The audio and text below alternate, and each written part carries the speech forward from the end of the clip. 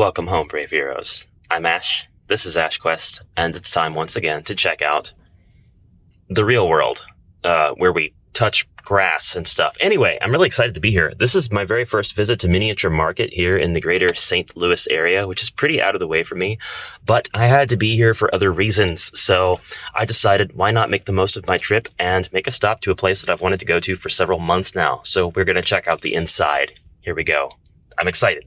However, this is the part of the video also where we have to switch over to a voiceover because it is pretty noisy, and also there were some other patrons in the store and I didn't want to disrespect them. When you first get into the store, you are greeted with a drow statue and a very enticing presentation of products from Grimbeard Leather, which I mistakenly assumed was a local artisan, but I looked it up and there's actually, while very little web presence, it's got 70 stores across the US. This is my first time seeing anything from this creator. This is pretty cool though. I especially like the journals here, especially the embossed journals. Here's a price list for anybody who might be interested in purchasing this stuff, but you're going to have to request it from your friendly local game store because it doesn't look like there is a direct buy option anywhere on the web. The one thing that I was tempted to buy in this area was the Dice Tower Kit. It didn't have a price tag on it, so I decided to set this down and ask about it before I left, but I totally forgot, so whoops. But I assume between 16 and 25, maybe 30. It is a dice tower with a lot of homebrew elements, some leather and whatnot.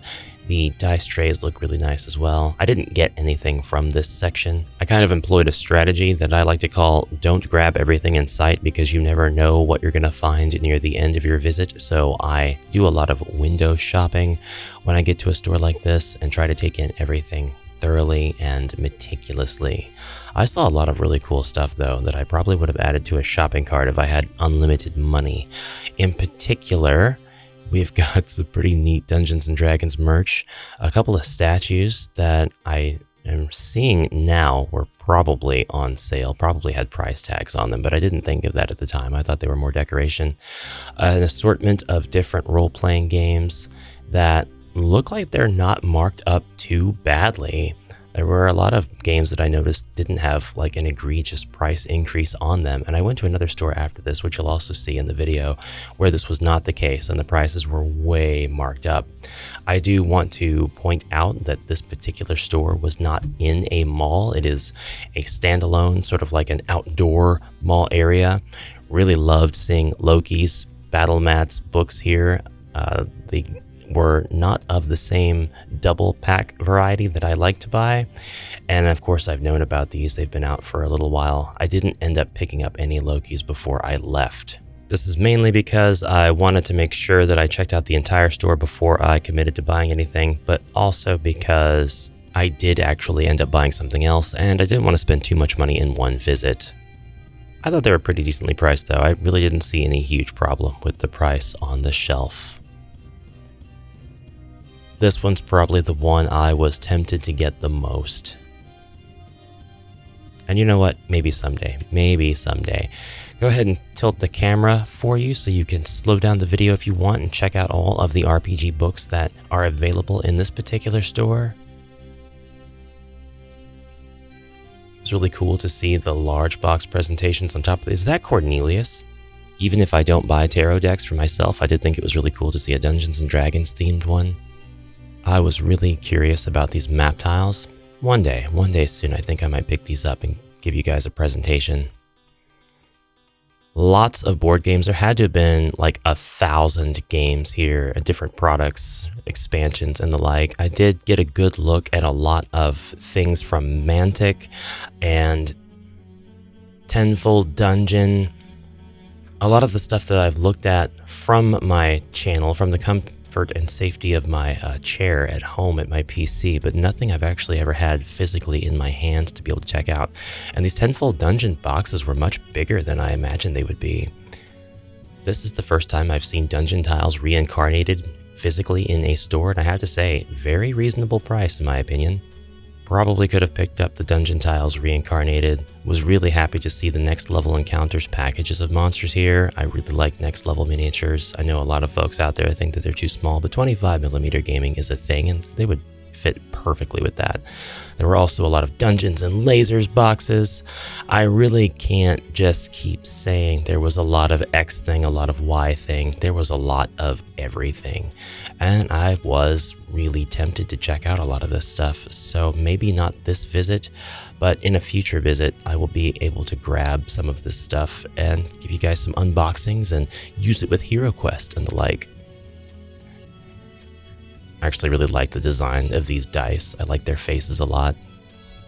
I might have to do something like that. This was a really cool thing to find, this gigantic Reaper Bones miniature dragon, but it was the only Reaper Bones thing I could find. Well, a couple of these really large box items. Everything else was just Nulzers, an entire wall full of WizKids, Nulzers, miniatures. Just something I do not prefer. I don't prefer the price, the sculpts, the scale, the aesthetic. Just don't like any of this, but some of you guys out there might, so I decided to pick up a few and show you anyway.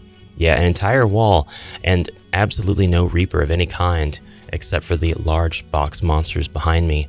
I asked about this, and they said that they just don't move very much, and so they don't carry them. And I think that that's probably the story for all of the stores that I've visited. I don't see Reaper Bones out in public anymore, sadly.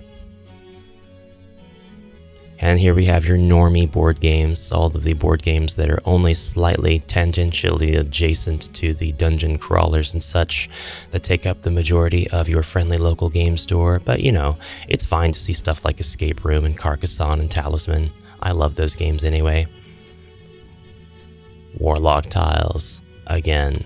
Wish I could just spend hundreds of dollars, although it was really nice seeing the dungeon. Was that a cow? There's a cow. What did I even get myself into?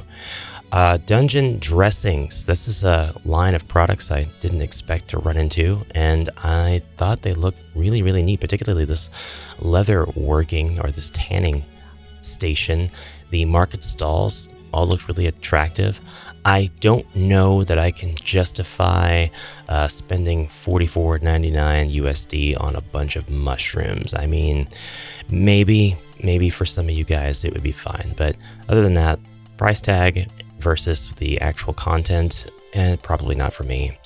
I would love to be able to build this scene though. I just know that I would be able to do it with less means and more content, probably. Just depends on which way you go about it. Did think that the Hidden Hazards and Devilish Devices packs were really cool though. I really appreciated seeing all of the dangerous traps and the sculpts of the cool stuff in there. These would absolutely HeroQuest. Fellow content creators, be sure to ask permission before filming like this in a store. Oftentimes they'll be okay with it as long as you ask. Sometimes they will not be okay with it, or it may create tension with the other patrons. They may have a policy that prohibits you from filming. Just ask, it won't hurt anybody at all. Loved this giant Pathfinder style goblin at the top of this case. He was awesome. Now, these are a bunch of painted up. I can't tell if they're professionally painted or if they come out of like pre-painted WizKids packs of miniatures or anything. Again, would rather they be like 28mm heroics or like HeroQuest or something, but it's still really cool to see these guys full color painted up all together. Get a real sense of the scale of the world of this miniature line and how everybody would look if they were all colored up and placed on the table together. Just gonna silently appreciate the figurines in this case from this point onward.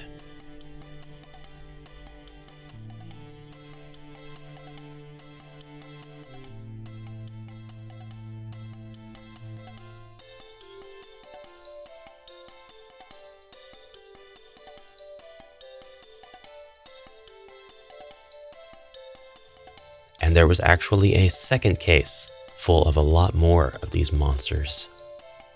Yeah, you can pretty much tell these are definitely the Nulzers D&D WizKids miniatures. Did love the giant statues at the top of the case though. More Cornelius's. Cornelii? Cornelii. You have a hand of Vecna and a full statue of Vecna from the Icons of the Realms line. Some other dragons, inferior to the large red dragon, of course. There must have been over 1,000 different board games and expansions here, not to mention the doubles and triples of each copy. I didn't even see some of them, like that Chucky board game in the lower left-hand corner. I knew when I watched this video back, I was going to see stuff that I didn't notice while I was filming. Distilled was here, which I was happy to see. That's still on my list of games to get. And it was really nice to see kind of like the size and presence of games that I've been curious about, but I've only seen pictures of online.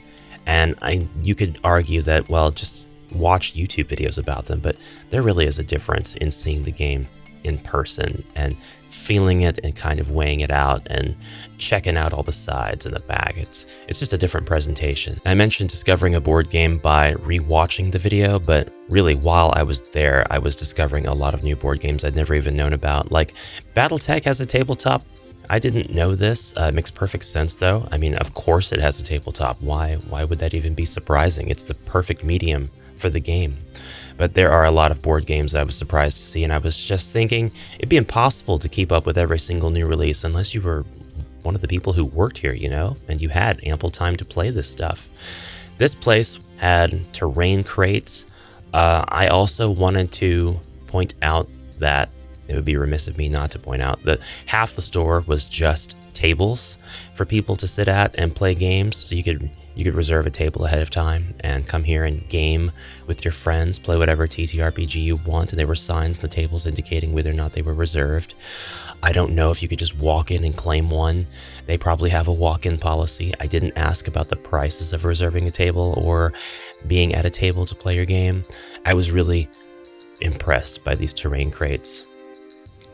We got tanks, if you like tanks. It's also really interesting is studying how each box art grabs me, how I feel compelled to go to certain boxes and check them out versus the other ones on the same shelf. They're all kind of vying for my attention. They're all kind of, I just saw Masters of the Universe. I did not see that while I was there. I wish I had picked that up and looked at it at the very least. And I just saw Let's Go to Japan. I don't even know what that is. The Red Dragon Inn expansion here, this standalone one looked particularly interesting to me. I loved the artwork of the villains on it. There's RuneScape Kingdoms, proving that your FLGS can sometimes grab Kickstarter type games, and definitely has a stock of the crowdfund type games on the shelf. There's no telling how many of these exist because they had successful crowdfunds. But I was talking about the front of the box and the box art grabbing my attention, and it just kind of made me think about what kind of art I would like to have on the front of a game when I'm ready to create my own board game. Hero Quest section, decidedly way too small. I mean, it just takes up one shelf and not even the entirety of the shelf, and they could definitely have done better. However, this section had a lot of these dungeon crawlers, including Shadows of Brimstone, which I've heard good things about, Massive Darkness, which I've heard really good things about. There are some games that I just will not own, like Agamonia. Why is this box? I don't even know if I could load that in my car. Temple of Elemental Evil was the only Dungeons & Dragons WizKids adventure game here, which is fine. I guess it just shows that it's kind of fading. And there was Aetherfields, which always looked like a very interesting game to me. One that I can't make the time or money to buy and play and unbox and all that though. But still, really cool looking. Shovel Knight, I don't think I knew they had a tabletop game of Shovel Knight. The Quacks of, Quackenberg? I've known about that. That actually looks like a lot of fun, but I don't know if I can get behind the duck meeples. Role Player Adventures was new to me. I had no idea that this existed. This was the story for about 2/3 of the games here at the game store. And then finally, we're almost there. We're almost at the clearance section. I kind of thought once I got to this section, I would find something to take away, no matter how small. But one more look at the full price games before we really get into these. And there is Chucky. Yet again, I missed it twice. I would have been at least interested to check out the box of that.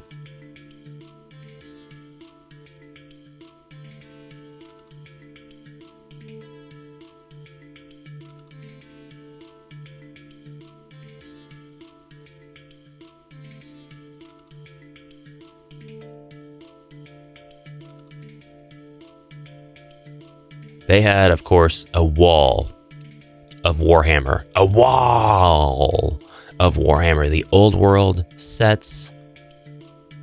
They had Age of Sigmar. And of course, they had 40K. This stuff is always pretty premium priced no matter where you go. I guess I do have a store kind of close to me that will have boxes of this stuff over in the discount section. I'm not really sure why, if it's older stuff, if it's just overmade, undersold stuff, but I don't go out of my way looking for Warhammer materials or miniatures unless they are more of the old world variety, and even then I only really go after the ones that were used in like 3rd edition fantasy battles and things. They're specific sculpts I'm after. Otherwise I wouldn't be able to afford any of it. Another table presentation of just a lot of different games, and evidently solo games if you were interested. Not this table of games though. This side has all cooperative games, as you will soon see from the sign. But still, definitely interesting. I didn't know they had a The Boys tabletop experience, something I would like to check out. Didn't know about Monty Python and the Flying Circus.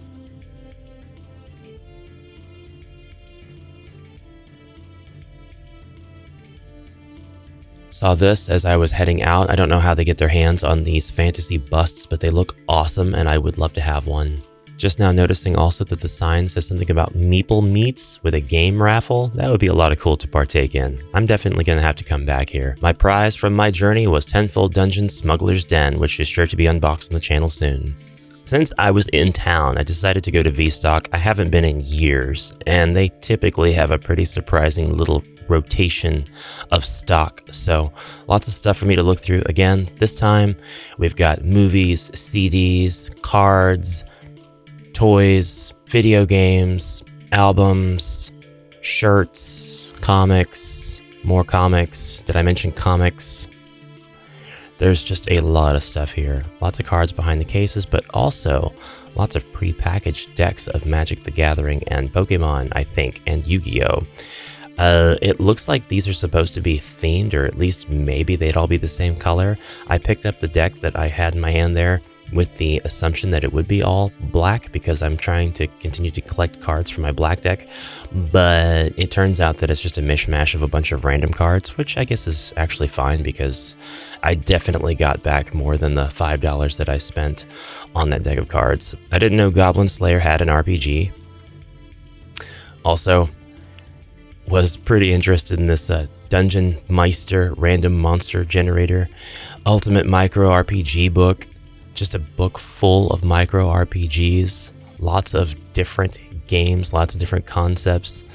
This Dungeon Meister monster generator, it's not a concept that's lost on me, but at the same time, this doesn't really work for me. This is a bit silly. We've got a headless female gremlin Elden Beast. This book, this is a must-have. These are adventure games and pretty much complete walkthroughs of all of them. You have a ton of art books, manga, little blind bag toys. V-Stock is pretty awesome.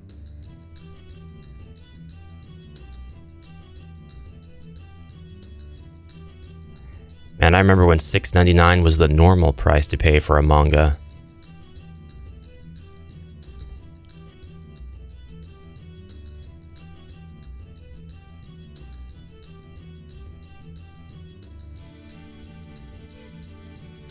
They had a lot of teen fantasy here as well, teen romance, fantasy romance, whatever that genre is that kids like these days. Really wish I had been encountering a real pinball machine, but it was just a video game in the form of a pinball machine. There is a difference, I tell you. Seen this version of Street Fighter around in places, and it's always cool to encounter. Always a fan of the cloth posters over regular posters. Loves this MMO junkie one. Almost wished I'd picked it up, but don't really have a place to put it.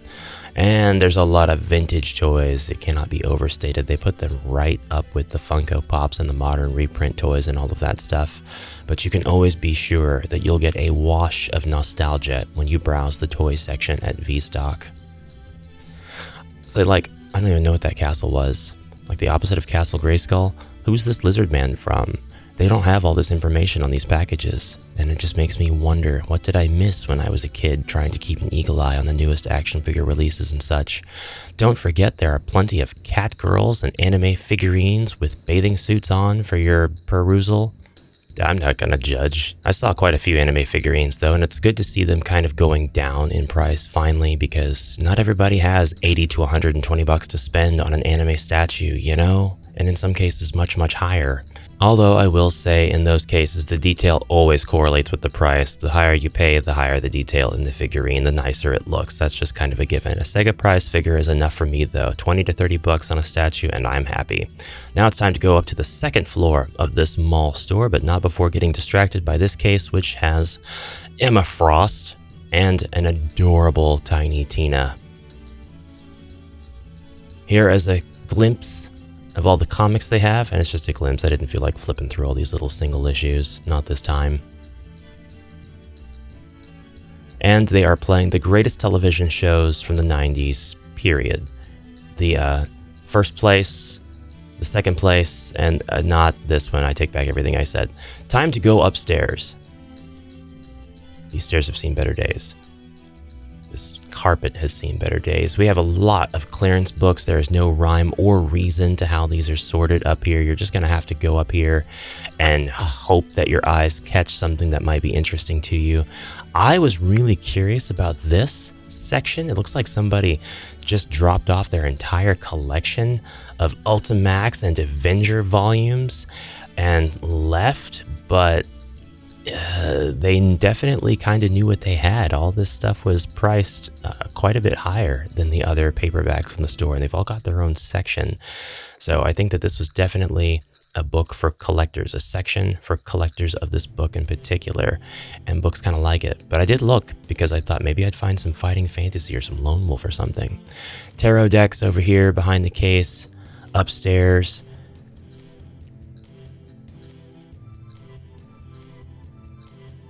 GM materials right next to books of fiction set in fantasy universes. I happen to have Legends and Lattes, but I am nowhere near done with it. Have barely started it, as a matter of fact. And you've got your bargain books, boxes and bags of boxes of books on the floors lined up, random little grab bags between $5 and $15. You've got your Sarah J. Maas, you've got your reprints of Jane Austen, you've got your puzzles. Yeah, you've got your puzzles. The section of the store used to be completely filled out. There was inventory on shelves everywhere back here, but it looks like it's gotten to be just a little bit less since the movement of the sections. I think that there's the same amount of content here. It's just condensed now, so makes sense. And you've got all of your fantastical calendars. I have never risked getting a box of these random books before. At least they tell you what the genre is supposed to be.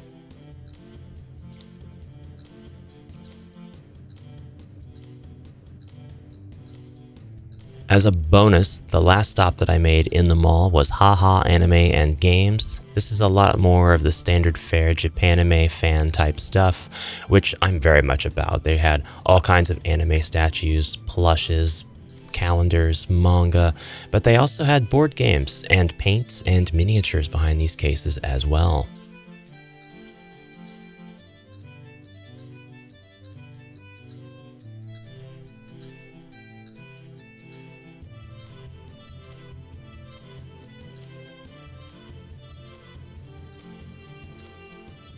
Not much to say. I mean, there were a lot of REMs. There were just a lot of different popular anime figurines. Now the prices for the wall of miniature stuff here, and of course, again, no Reaper bones to be seen anywhere. Comparable to what we saw in Miniature Market, but Miniature Market actually had a lot of this stuff for less, and I would probably attribute that to the fact that maybe mall store space is just more premium priced, so it's more expensive to maintain a store at the mall than it is to maintain a store a few blocks down in like an outdoor mini mall area. I don't know if that's true. I'm just ignorantly making guesses here. Frosthaven is on my list, but not for 250 bucks. Still, again, nice to see the game out and about. Ticket to Ride here in its many incarnations. I had a ton of fun playing Ticket to Ride, including its Rails and Sails expansion with the in-laws. Another game franchise I've never heard of that I'm only just now noticing. And all the Arkham Horror expansions. I just blindly looked right by them because I had to know what Orconomics was. I had to see what that was. This is the only store I have seen that has gachapon machines in it. Genuine Japanese gachapon machines. That's really cool. Anyways, before I go, guys, just wanted to thank you very much for watching. Thank you for all the kind support, and I will definitely be seeing you in the next one. So let me know what you thought of this journey. Have a great rest of your day, and bye for now.